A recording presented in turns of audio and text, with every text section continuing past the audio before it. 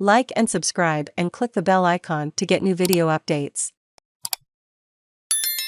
What parents need to know about teaching consent to kids of all ages in 2021. When former student Chanel Contos asked young Australian women on Instagram if they or someone they knew had been sexually assaulted when they were at school, the response was overwhelming.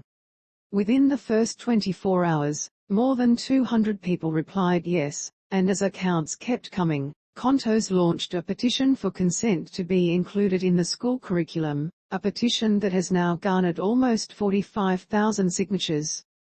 Kelly Sloan from LifeEd Australia discusses consent in the video player above. Watch the morning show on Channel 7 and stream it for free on 7plus. As a result, both state and federal ministers have now agreed to enshrine consent education in the curriculum, and it is set to be taught in our schools from next year onwards. Chief Executive Officer of LifeEd Australia, Kelly Sloan joined the morning show to explain how consent is being taught.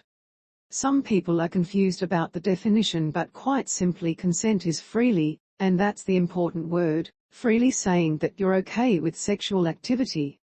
Now, that can't be coerced and you're allowed to change your mind. It's been difficult to define, and in some states, the laws are all different as well. That's an added complication, but you need to give verbal consent. It can't just be assumed, she explained. With consent education beginning at kindergarten and going right through until year 12, Sloan said content would depend on the age of the students. It's about being age-appropriate, understanding of respectful relationships, about your privacy and what that means for you. How to understand those feelings in your body as a little kid when something doesn't feel right, and how to respectfully say no, she said. When it comes to parents discussing consent with their own children, Sloan said the best tactic was having those conversations often and early.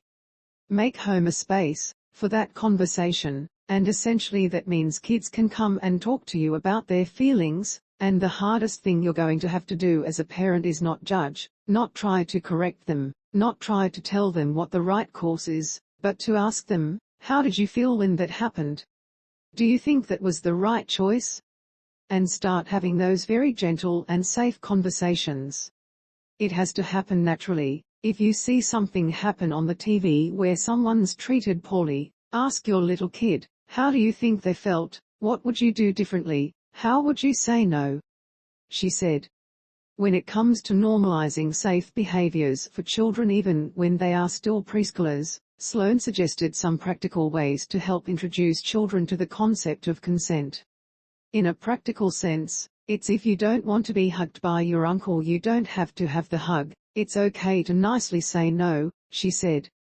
That's the thing about permission that is important as well. It's okay if your friend is sad and they don't want a hug from you. You can nicely walk away and that's still okay. Personal boundaries. If you're having funny feelings about your body, then it's okay to say no. You don't have to be polite the whole time, she said.